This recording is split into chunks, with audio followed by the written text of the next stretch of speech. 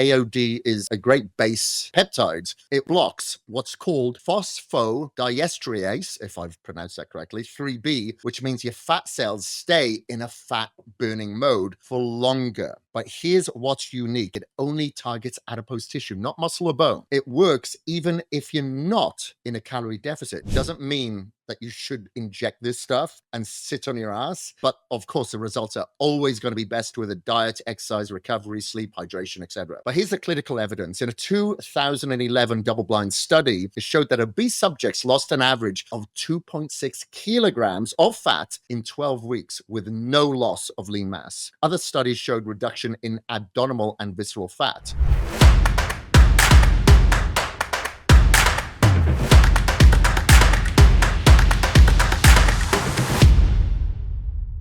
Hello, everybody, and welcome to the Kris Gethin podcast. We've got a real good episode for you today. I hope so anyway, because I am getting more and more people message me about peptides for muscle building, cognitive function, fat loss, injuries, healing, skin, you name it. I'm getting more and more. And rightfully so, because they are showing a lot of promise. I took my first stack of peptides back in 2017. It was called the Wolverine stack. That was the BPC 157, TB500, and GHKCU. These are healing peptides. So they helped me recover from injury, and they've helped me in many other ways since. And, this is like a biohacking blueprint, specifically for fat loss. So people who have, hit a plateau, they got stubborn fat, or wanted to understand the science behind, these fat burning compounds, I want to explain a little bit about them. So we're going to spend some time diving deep into the world of fat burning peptides, because I can't tell you how much I am getting more and more questions from my clients, from my followers, and everywhere else, it seems. Now, remember, I'm not a doctor. I'm not a physician. I cannot prescribe them or their protocols publicly, as these are compounds for research purposes only. So I want to make sure that we get that clear. Now, I'll break down the mechanisms of these peptides, the clinical data, the protocols, and safety considerations for what may be some of the most powerful tools in a modern biohacker's arsenal. So when we think of certain fat burners, of course, we've got the GLPs. There's a GLP-1, GLP-2, GLP-3, like the Ozempics or the semaglutides of the world. I wouldn't necessarily class them as fat burners as such.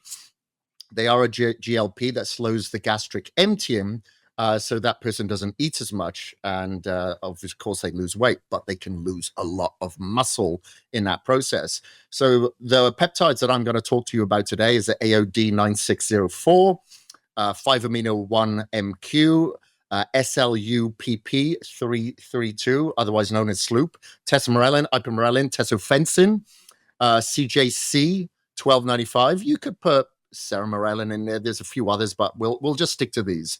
But whether you're a clinician, a competitor, or someone who's just passionate about optimizing your physique and your health, then this episode is going to be packed with some basic content on peptides, so you have a little understanding on how these bad boys work. So before we get into each compound, let's set the stage. What is a peptide?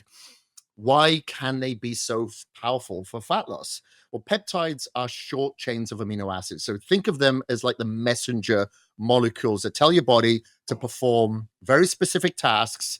And some peptides mimic natural hormones. Some block enzymes, and some turn them on or turn off genes. And when it comes to fat loss, peptides can increase the breakdown of stored fat, which is lipolysis, prevent the formation of new fat, which is lipogenesis, suppress your appetite, enhance insulin sensitivity, boost energy expenditure. There's a lot of things. So traditional fat burners that you see on the market, they generally contain, like, in a supplemental form, caffeine, your Himby, so a lot of the time, unfortunately, a lot of cheap fillers.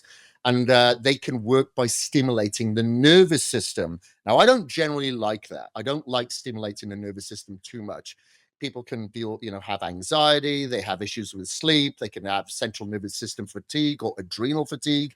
So, yeah, I actually released, and look, this is going to sound like a shameless plug here, with Unmatched, something called Two Shred. It's an AM and PM system that didn't focus on stimulants or stressing the nervous system, but instead lipolysis, blood sugar management, thermogenesis, GLP, cortisol control, etc. But with great power comes with a lot of responsibility when it comes to peptides. The dosing, the cycling, the stacking, the advice must be precise. And you need to understand how each peptide works in order to use them safely, effectively in isolation or together. So let's break down each peptide one by one. And we'll start with the AOD 9604. So AOD stands for anti-obesity drug. And the 9604 refers to the amino acid sequence. So whenever you see numbers after the name, it's usually the sequence of amino acids. And it's a modified fragment of human growth hormone, specifically amino acids 176, 191. But unlike full human growth hormone, AOD does not increase IGF-1, and it does not cause insulin resistance, and it also does not build muscle. It's a pure fat loss agent, and that mechanism binds to a beta-3 androgenic receptor on fat cells. So this triggers a cascade that activates hormone-sensitive lipase, the enzyme that breaks down stored triglycerides into fatty acids to be utilized. It also blocks what's called phosphodiesterase, if I've pronounced that correctly, 3B, which means your fat cells stay in a fat-burning mode for longer. But here's what's unique. It only targets adipose tissue, not muscle or bone. It works even if you're not in a calorie deficit. It doesn't mean that you should inject this stuff and sit on your ass. But of course, the results are always going to be best with a diet, exercise, recovery, sleep, hydration, etc. But here's the clinical evidence. In a 2011 double-blind study, it showed that obese subjects lost an average of 2.6 kilograms of fat in 12 weeks with no loss of lean mass. Other studies showed reduction in abdominal and visceral fat. I'm not going to go into the dosing protocol and the cycling and all that sort of stuff. Everybody is very different. So I treat every single one of my clients differently based on where their baseline is, how much body fat they've got to lose, what their medical background is. There's a lot of things that need to be taken into consideration. So I'm not going to go into the dosing and protocol and the stacking and all that sort of stuff.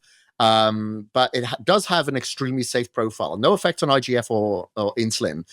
You'll have occasional mild injection site irritation, which you would with a lot of peptides. So if you're prepping for a show or want to target belly fat, then AOD is a great base peptide, but you want to stack it with a calorie deficit and resistance training for best results.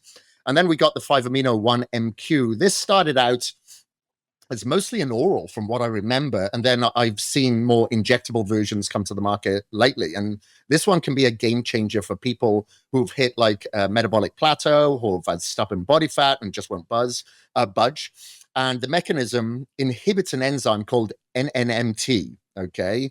And NNMT is like a brake on your metabolism. And when it's active, it lowers NAD plus levels, which slows down the fat burning and makes your body more likely to store fat. So by blocking NNMT, 5-amino increases NAD plus, ramps up mitochondrial function, and forces your body to burn stored fat for fuel.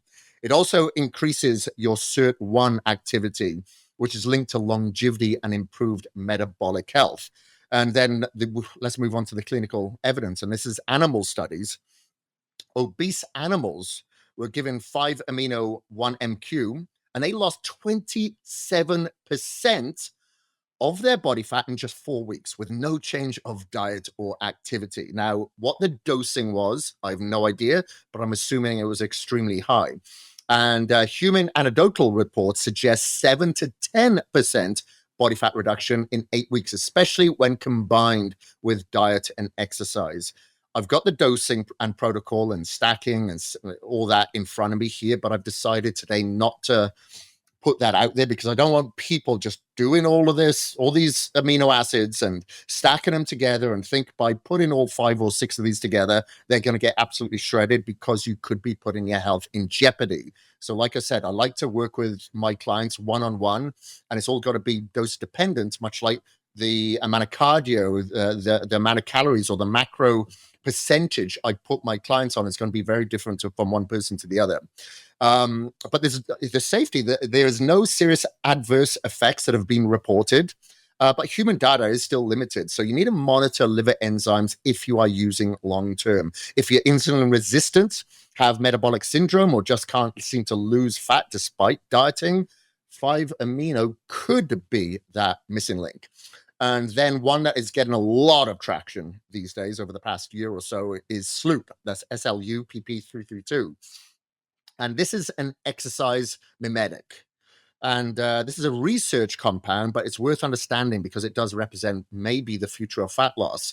It activates estrogen-related receptor gamma. So that's ERRY, which is a master regulator of mitochondrial biogenesis. So in plain English, it makes your cells build more mitochondria, and those mitochondria burn more fat for energy. So a lot of the time I'll use this term as like browning fat. So in my 2-shred fat burner, we have a couple of ingredients. We have the DNF10, but we've got a couple of others that actually help brown the fat, meaning you're going to have more mitochondria in that fat to basically utilize more of that stored fat as energy.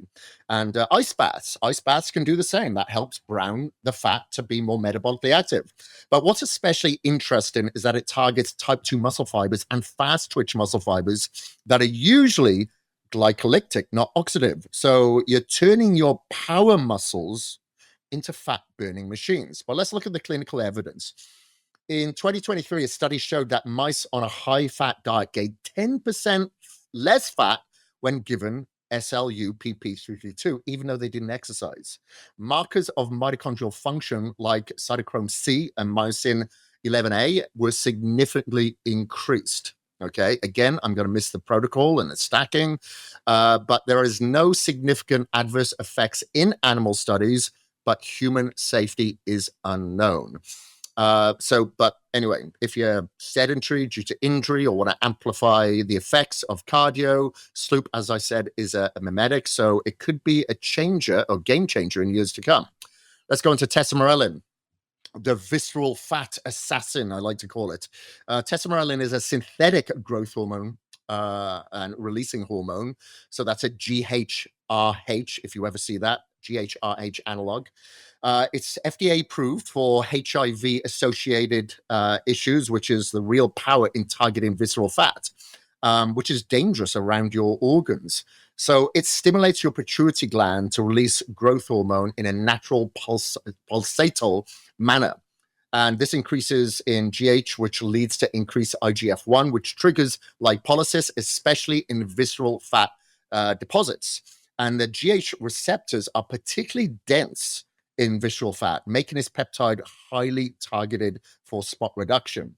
In clinical trials, Testophencin reduced visceral fat by 18% in 6 months, with improvements in insulin sensitivity and liver fat. It's also been shown to reduce triglycerides and improve cardiovascular risk markers. I'm going to miss the dosing protocol and stacking of that as well.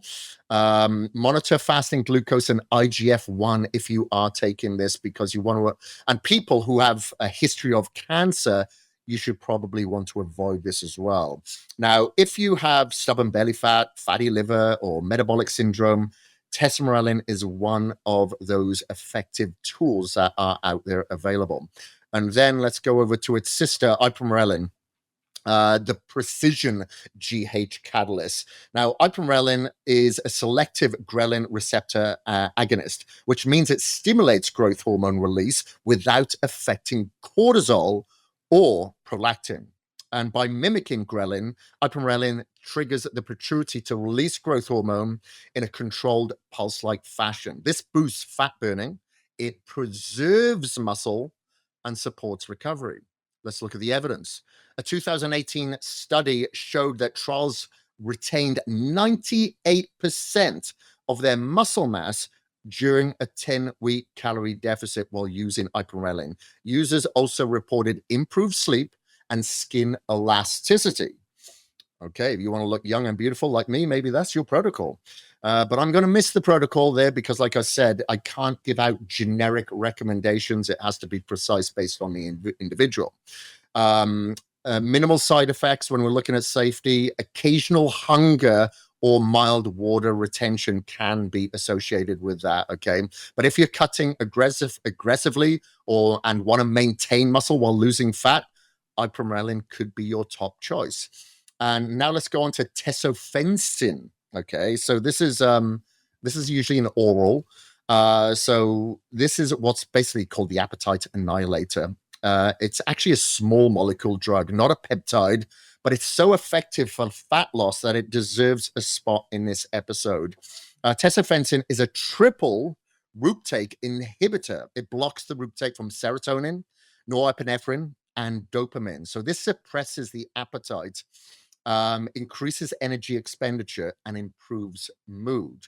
Let's look at the clinical evidence. In a phase 3 trial, subjects lost 12.8 kilos in 24 weeks compared to 2.2 kilos with placebo. It also reduced visceral fat and improved metabolic markers. Okay, let's look at the safety.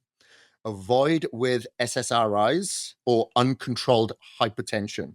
Monitor for mild insomnia or dry mouth. Okay, but if you do struggle with cravings or binge eating, Testophencin could be for you.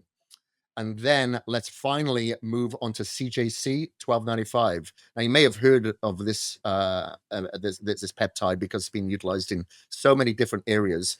It's a synthetic growth hormone releasing hormone. So again, that's a GHRH analog that binds to the pituitary gland, stimulating prolonged pulses of growth hormone, GH and IGF-1. Unlike traditional growth hormone injections, CJC 1295 mimics the body's natural pulsatile release, and it avoids the side effects of the normal what that you can expect from normal growth hormone. Let's look at the fat burning mechanisms. It enhances lipolysis. So GH directly activates hormone sensitive lipase, which is HCl, breaking down stored triglycerides into fatty acids to be utilized for energy. It targets visceral fat. The GH receptors are densely concentrated in visceral fat, making CJC 1295 particularly effective at reducing dangerous abdominal fat. And then it increases the metabolic rate because increased IGF-1 elevates basal metabolic rate, BMR, helping you burn more calories at rest. Let's look at the evidence. A 2024 studies showed that CJC 1295 users lost 12 to 15% visceral fat in 6 months. People usually combine this with Irelin because it does amplify the growth hormone secretion by about 3 to 4x, then accelerating fat loss while preserving muscle mass. But again, I'm not going to go further into, and you can have this with DAC or no DAC. I'm not going to go into the stacks or the dosing or duration of a cycle, but do monitor fasting glucose and IGF-1. And again, avoid impatience or yourself with active cancer or uncontrollable diabetes. Okay. So, you've got quite a mouthful of there that you can kind of digest there. Now, I do have basically a chart of stacking that I utilize for clients. There's also an app that I use that I can see exactly, and it kind of gives the reminder to the client of when to take it, how to take it. They'll send them alerts, but I'm not going to go into that right now. But peptides are powerful, but safety comes first. So I always suggest my clients go and get your baseline blood work done, fasting glucose, IGF-1, liver enzymes, lipid panel. Monitor for side effects. Are you getting water retention? Is your blood pressure increasing? What's your liver function look like? Are your enzymes increasing? And you should definitely avoid the peptides if you are pregnant, nursing, or have a history of cancer. But some of the common questions that I get that I will list right here is, can you take peptides all year round? No. you should take breaks to reset receptors. So sometimes you can actually cycle into what would be like a mitochondrial uncoupler, another type of peptide, like could be like SS31. There's a few out there, but we're not going to go to that. Maybe for another episode. Are they legal? Well, it depends on your country, but you should always check regulations. Can you combine more than 2 peptides? Yes, but only under professional supervision. Okay. But anyway, that is a wrap for today's dive on fat burning peptides. But these are advanced tools, so use them wisely. Track your progress. Always make sure that you are getting it from a very, very reputable source, because it seems like every Tom, Dick, and Harry is opening a peptide company. I've been asked on probably 5 or 6 occasions to ask to open a peptide company or be part of a peptide company as a part owner.